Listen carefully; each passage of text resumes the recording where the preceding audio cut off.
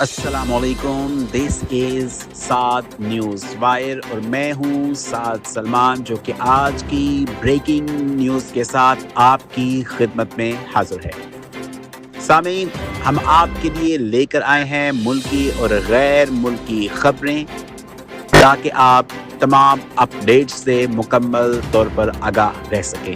تو چلیے چلتے ہیں نیوز اور ان کی تفاصیل کی طرف۔ تو سب سے پہلے امریکہ کے بعد فرانسیسی کمانڈر نے بھی پاک بھارت جنگ میں بھارتی شکست کی تصدیق کر دی ہے۔ پاکستان کے ساتھ جنگ میں بھارت کی شکست سے متعلق دنیا بھر سے مسلسل نئی رپورٹس سامنے آ رہی ہیں اور امریکہ کے بعد اب فرانسیسی کمانڈر نے بھی تصدیق کر دی ہے کہ 6 اور 7 مئی کی رات پاکستان نے بھارتی رافیل طیارے مار گرائے تھے۔ دنیا کی مسلح افواج نے مئی میں پاکستان اور بھارت کے درمیان ہونے والی فضائی جھڑپ کو بہت قریب سے دیکھا۔ اس غیر معمولی فضائی جنگ نے مختلف ممالک کی افواج کو پائلٹس، لڑاکا طیاروں اور میزائلوں کی کارکردگی جانچنے کا نادر موقع فراہم کیا۔ فرانس کے شمال مغربی علاقے میں واقع نیول ایئر بیس کے کمانڈر کیپٹن ژوک لونے نے میڈیا سے گفتگو میں بتایا کہ خرابی رافیل طیارے میں نہیں تھی بلکہ اسے اڑانے والے بھارتی پائلٹس میں تھی۔ کیپٹن لو نے گزشتہ 25 سال سے رافیل طیارے اڑا رہے ہیں اور مشرق وسطیٰ، افریقہ اور یورپ تک کئی اہم مشن سر انجام دے چکے ہیں۔ اس کے بعد بڑھتے ہیں اگلی خبر کی طرف۔ دبئی ایئر شو کے دوران بھارتی جنگی طیارہ تیجس گر کر تباہ، پائلٹ ہلاک۔ بھارتی ایئر فورس نے دبئی ایئر شو کے دوران مقامی طور پر تیار ہونے والا لڑاکا طیارے تیجس کے گر کر تباہ ہونے کی تصدیق کر دی ہے۔ بھارتی ایئر فورس کی جانب سے حادثے میں پائلٹ کے ہلاک ہونے کی بھی تصدیق کر دی گئی ہے۔ امریکی میڈیا رپورٹس کے مطابق بھارتی طیارہ دبئی ایئر شو میں مظاہرے کے دوران گرا۔ حادثہ 2:10 پر پیش آیا اور طیارہ دبئی ایئر شو کے ایروبیٹک اسٹنٹ کے دوران گرا۔ اس کے بعد چلتے ہیں اگلی خبر کی طرف۔ دبئی ایئر شو میں طیارہ گرنے کا واقعہ، بھارتیوں کی اپنی فضائیہ پر تنقید، ایئر چیف کے استعفے کا مطالبہ۔ جمعے کو دبئی ایئر شو کے دوران بھارت کا جنگی طیارہ گر کر تباہ ہو گیا۔ بھارتی طیارہ ایروبیٹک اسٹنٹ کے دوران گرا۔ بھارتی ایئر فورس نے طیارہ گرنے اور پائلٹ کی ہلاکت کی تصدیق کر دی ہے۔ بھارتی ایئر فورس کے مطابق بھارتی لڑاکا طیارہ تیجس مقامی وقت کے مطابق 2:10 پر گرا۔ حادثے کی وجہ جاننے کے لیے تحقیقاتی کمیٹی تشکیل دی جا رہی ہے۔ چند روز قبل ہی دبئی ایئر شو کے دوران بھارتی لڑاکا طیارے کی ایک ویڈیو سامنے آئی تھی جس میں تیجس طیارے کے فیول ٹینک سے تیل لیک ہوتے دیکھا گیا تھا۔ طیارہ تیجس گرنے کے بعد سوشل میڈیا پر بھارتی صارفین نے اپنی فضائیہ کو سخت تنقید کا نشانہ بنایا ہے اور ایئر چیف کے استعفے کا بھی مطالبہ کیا ہے۔ اس کے بعد بڑھتے ہیں اگلی خبر کی طرف۔ بھارت کے ساتھ اب بھی جنگ کا خطرہ ہے، وزیر دفاع خواجہ آصف۔ نجی ٹی وی چینل سے گفتگو میں خواجہ آصف کا کہنا تھا کہ پراکسی وار کبھی ختم نہیں ہوئی، دہائیوں سے چل رہی ہے۔ پراکسی وار ماڈرن وارفیئر کا ایک ٹول ہے۔ انہوں نے کہا کہ پراکسی وار میں اب شدت آئی ہے۔ پراکسی وار 80 کی دہائی میں شروع ہوئی، لاہور اور راول پنڈی میں دھماکے ہوئے۔ وزیر دفاع کا کہنا تھا کہ بھارت کے ساتھ ایک اور جنگ کا خطرہ تھا، مئی کی جنگ کے فوری بعد امکان تھا۔ بھارت کے ساتھ اب بھی جنگ کا خطرہ ہے، بھارت کے ساتھ جنگ کا خطرہ ٹلا نہیں ہے۔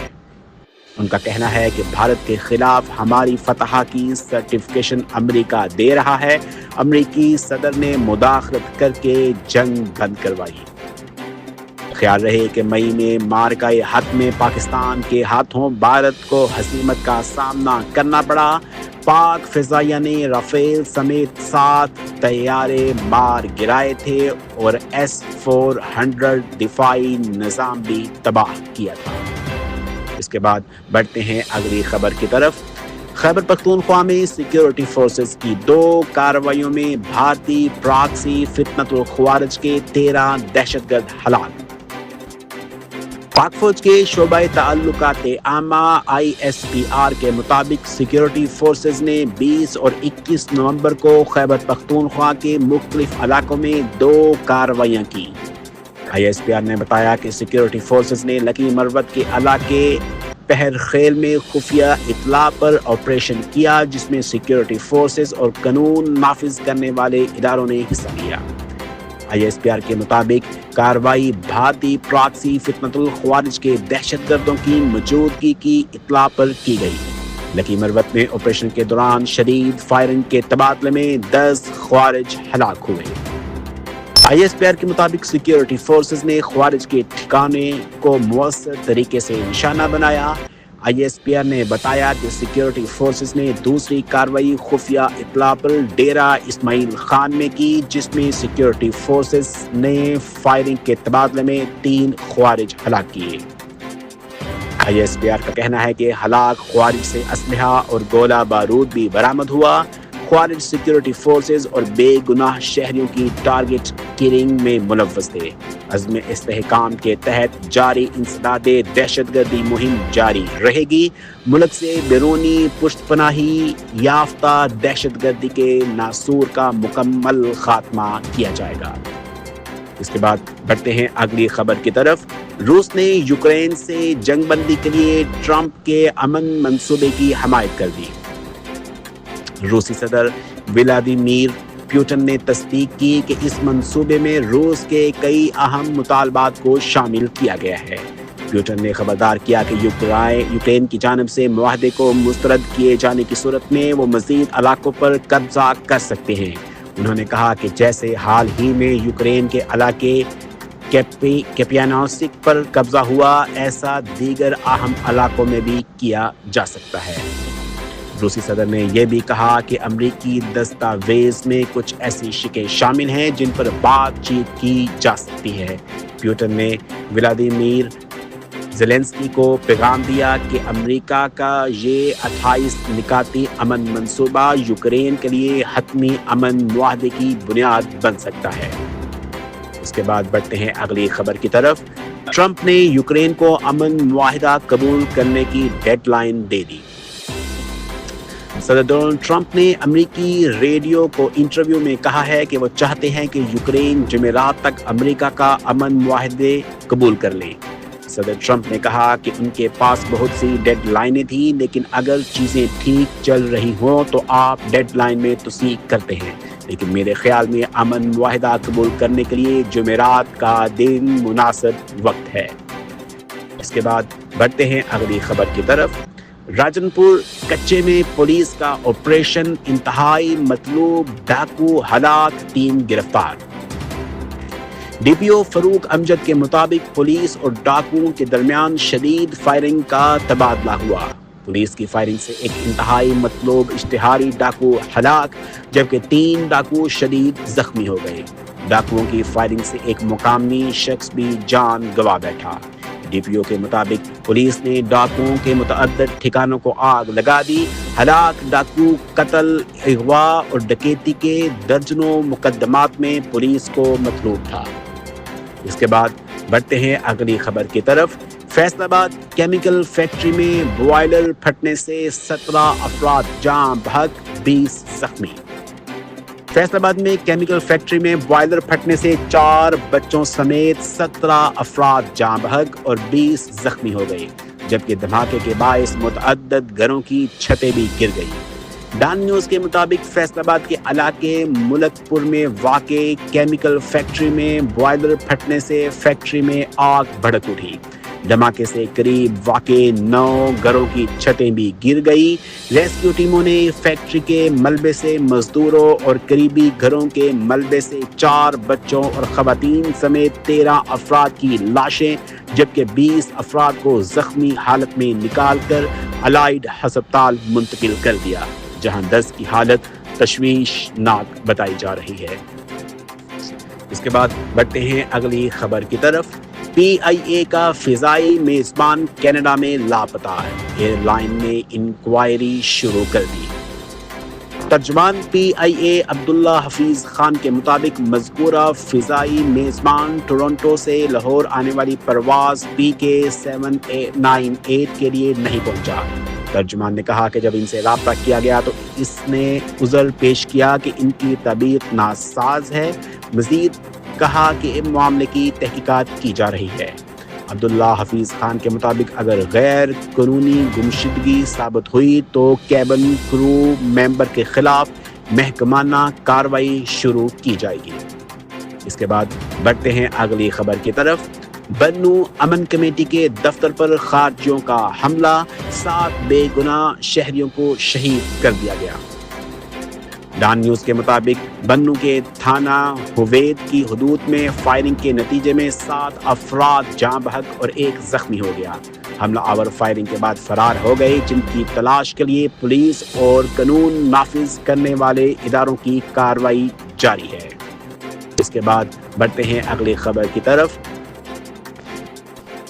دہشت گردوں کی معاونت ختم نہ کرنے تک افغانستان کے ساتھ تجارت بند رہے گی، دفتر خارجہ۔ ڈان نیوز کے مطابق جمعے کو دفتر خارجہ میں ہفتہ وار بریفنگ سے اظہار خیال کرتے ہوئے ترجمان طاہر اندرابی نے کہا کہ پاکستان کے پاس افغانستان کے ساتھ تجارت بند کرنے کے علاوہ کوئی آپشن نہیں۔ افغانستان نے پاکستان کے تاجروں اور تجارت پر حملے کیے۔ پاکستان اپنے شہریوں کی زندگی کی قیمت پر افغانستان کے ساتھ تجارت نہیں کر سکتا۔ انہوں نے کہا کہ پاکستان نے ہمیشہ سیکیورٹی اور تجارت کو الگ رکھنے کی کوشش کی، مگر افغانستان سے پاکستان پر مسلسل حملے ہو رہے ہیں، اس لیے دہشت گردوں کی معاونت ختم نہ کرنے تک افغانستان کے ساتھ تجارت بند رہے گی۔ اس کے ساتھ بڑھتے ہیں اگلی خبر کی طرف۔ عمران خان سے ملاقات نہ کرانے پر سہیل افریدی کا وزیر اعلیٰ مریم نواز کو خط۔ وزیر اعلیٰ خیبر پختونخوا سہیل افریدی نے وزیر اعلیٰ پنجاب مریم نواز کو لکھے گئے خط میں پولیس کے ہاتھوں بانی PTI کی بہنوں کو مبینہ طور پر بدسلوکی کا نشانہ بنائے جانے اور عمران خان سے ملاقات میں رکاوٹ پیدا کیے جانے پر شدید تحفظات کا اظہار کیا ہے۔ گزشتہ روز سہیل افریدی 7ویں مرتبہ سابق وزیر اعظم عمران خان سے جیل میں ملاقات کے لیے پہنچے، لیکن انہیں عدالتی حکم کے باوجود ملاقات کی اجازت نہیں دی گئی۔ اس کے بعد بڑھتے ہیں اگلی خبر کی طرف۔ دبئی ایئر شو 2025، دوست ملک کے ساتھ JF-17 تھنڈر کی فروخت کے MOU پر دستخط۔ دبئی ایئر شو 2025 میں کئی ممالک نے JF-17 تھنڈر کے حصول میں دلچسپی کا اظہار کیا ہے، جبکہ ایک دوست ملک کے ساتھ JF-17 تھنڈر کی خریداری کے لیے مفاہمتی یادداشت پر دستخط کیے گئے۔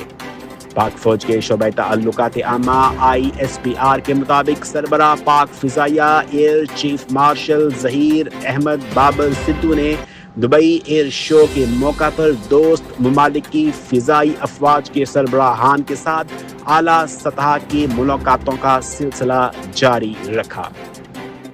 اس کے بعد بڑھتے ہیں اگلی خبر کی طرف۔ راولپنڈی پولیس کا غیر قانونی مقیم افغان باشندوں کے خلاف کریک ڈاؤن جاری۔ راولپنڈی میں پولیس کی جانب سے غیر قانونی طور پر مقیم افغان باشندوں کے خلاف کارروائیاں مزید تیز کر دی گئیں۔ مختلف علاقوں میں سرچ آپریشنز کے دوران 36 افغان باشندوں کو گرفتار کر کے ہولڈنگ سینٹرز منتقل کر دیا گیا۔ سرچ آپریشنز راولپنڈی کے تینوں ڈویژنز کے 24 تھانوں کی حدود میں کیے گئے۔ کارروائیوں میں بس اور تین ٹرک اسٹینڈرز کی تلاشی بھی شامل تھی۔ سرچ آپریشنز کے دوران 36 افغان باشندوں کو گرفتار کر کے ہولڈنگ سینٹرز منتقل کر دیا گیا، جنہیں بعد میں ڈپورٹ کیا جائے گا۔ سرچ آپریشنز کے دوران مجموعی طور پر 2135 افراد کی بائیو میٹرک تصدیق کی گئی۔ 1386 27 ہوٹلز اور مختلف سرائے کی بھی تلاشی دی گئی۔ اس دوران 2 ہاسٹلز کی سرچنگ بھی کی گئی۔ سرچ آپریشن میں کرایہ داری ایکٹ کی خلاف ورزی پر 25 گھر مالکان کے خلاف مقدمات درج کیے گئے، جبکہ ایک شخص سے ناجائز اسلحہ برآمد ہونے پر الگ مقدمہ بھی درج کیا گیا۔ اس کے بعد بڑھتے ہیں اگلی خبر کی طرف۔ بھارتی فوجی نظام کی کمزوریاں پوری دنیا کے سامنے آشکار ہو گئی، دفاعی تجزیہ کار۔ دبئی ایئر شو کے دوران بھارتی فضائیہ کا HAL تیجس لڑاکا طیارہ گر کر تباہ ہونے کے بعد دفاعی ماہرین نے اسے بھارت کے مقامی جنگی طیارہ پروگرام کے لیے بڑا دھچکا قرار دیا ہے۔ ماہرین کا کہنا ہے کہ یہ واقعہ بھارت کے دفاعی ساز و سامان کی کوالٹی، فوجی تیاریوں اور برآمدی عزم پر سنگین سوالات اٹھاتا ہے۔ اس کے ساتھ ہی بڑھتے ہیں اگلی خبر کی طرف۔ ملک بھر میں ریلوے کی زمینوں پر قبضوں کی دستاویزات سامنے آ گئی۔ ملک بھر میں ریلوے کی زمین پر قبضوں کا سلسلہ جاری ہے۔ ریلوے کی 12,500 ایکڑ اراضی پر افراد اور ادارے قابض ہیں۔ ڈان نیوز کے مطابق ملک بھر میں پاکستان ریلوے کی ملکیت اراضی اور قبضہ شدہ اراضی کے سرکاری اعداد و شمار کی تفصیل سامنے آ گئی ہے۔ اس کے ساتھ ہی بڑھتے ہیں اگلی خبر کی طرف۔ امریکہ کے مطابق جوہری تنصیبات تباہ ہو گئی تو تلاشی کس بات کی؟ ایرانی پارلیمنٹ کے قومی سلامتی کمیٹی کے ترجمان ابراہیم عزیزی نے کہا ہے کہ اگر امریکہ کے دعوے کے مطابق جوہری تنصیبات تباہ ہو گئیں تو تلاشی کس بات کی؟ ایران پانی بحران کے حل کے لیے ایٹمی ڈیسٹلیشن پلانٹ قائم کرنے پر غور کر رہا ہے۔ تہران میں میڈیا سے گفتگو کرتے ہوئے ابراہیم عزیزی نے کہا کہ امریکہ کے مطالبات سے ظاہر ہے کہ ایران کا جوہری پروگرام تکنیکی نہیں، سیاسی مسئلہ ہے۔ بین الاقوامی جوہری توانائی ایجنسی سیاسی تنازعات کے دائرہ اختیار سے باہر ہے۔ اس کے ساتھ ہی بڑھتے ہیں اگلی خبر کی طرف۔ بھارت اور افغانستان کا تجارتی تعلقات بڑھانے کے لیے ایئر کارگو سروس شروع کرنے کا اعلان۔ نئی دہلی۔ بھارت اور افغانستان نے تجارتی تعلقات بڑھانے کے لیے ایئر کارگو سروس شروع کرنے کا اعلان کر دیا ہے۔ خبر رساں ایجنسی روئٹرز کی رپورٹ کے مطابق بھارتی وزارت خارجہ کے ایک عہدیدار نے بتایا کہ نئی دہلی اور کابل کے درمیان ایئر کارگو سروس جلد شروع کی جائے گی۔ اس کے بعد ایک نئی خبر آپ کے ساتھ شیئر کرتے ہیں کہ طیارے اپنے پیچھے یہ سفید لکیریں کیوں چھوڑ جاتے ہیں؟ موجودہ عہد میں طیاروں کو آسمان سے گزرتے دیکھنا معمول بن چکا ہے۔ آخرکار فضائی سفر کی تاریخ اب کافی پرانی ہو چکی ہے اور مسافر یا لڑاکا طیاروں کی ٹیکنالوجیز کو مسلسل جدید بنایا جا رہا ہے، مگر پھر بھی ہر فرد کو طیاروں کے بارے میں کافی کچھ معلوم نہیں ہوتا۔ ان میں سے ایک چیز وہ سفید لکیریں ہوتی ہیں جو کسی طیارے کے گزرنے سے آسمان پر بن جاتی ہیں۔ آسمان پر طیاروں کو یہ سفید لکیریں بناتے ہوئے دیکھنا نارمل ہے اور انہیں کونٹر ریلز کہا جاتا ہے۔ جیسا نام سے انڈیا ملتا ہے، یہ گیس یا بخارات کا تبدیل ہو کر مائع یا ٹھوس شکل اختیار کرنے کا عمل ہوتا ہے۔ جب طیارے کا ایندھن جلتا ہے تو پانی کے بخارات بنتے ہیں جو اتنی بلندی پر شدید ٹھنڈ کی وجہ سے برفانی قلموں یا کرسٹل کی شکل اختیار کر لیتے ہیں اور فضا میں سفید لکیریں بن جاتی ہیں۔ اس کے بعد چلتے ہیں آج کی آخری خبر کی طرف۔ فی تولہ سونے کی قیمت 4,26,000 سے زائد پر برقرار۔ آل پاکستان جیمز اینڈ جیولرز ایسوسی ایشن کے مطابق فی تولہ سونے کی قیمت 4,26,562 روپے پر برقرار ہے۔ دوسری جانب 10 گرام سونے کا بھاؤ 3,65,708 روپے کی قیمت پر برقرار ہے۔ مزید برآں عالمی بازار میں سونے کا بھاؤ $4,042 فی اونس برقرار ہے۔ یاد رہے کہ گزشتہ روز سونے کی فی تولہ قیمت میں 5,000 روپے کی بڑی کمی ریکارڈ کی گئی تھی۔ سامعین، یہ تھی اس ہفتے کی اہم ترین خبریں جو آپ کی خدمت میں پیش کی گئی۔ اگر آپ کو یہ خبریں پسند آئی ہوں تو اس پروگرام کو، اس چینل کو لائک اور سبسکرائب کرنا مت بھولیں۔ ملتے ہیں اب اگلی بریکنگ نیوز کے ساتھ۔ مجھے اجازت دیجیے، اپنا بہت خیال رکھیے گا۔ السلام علیکم۔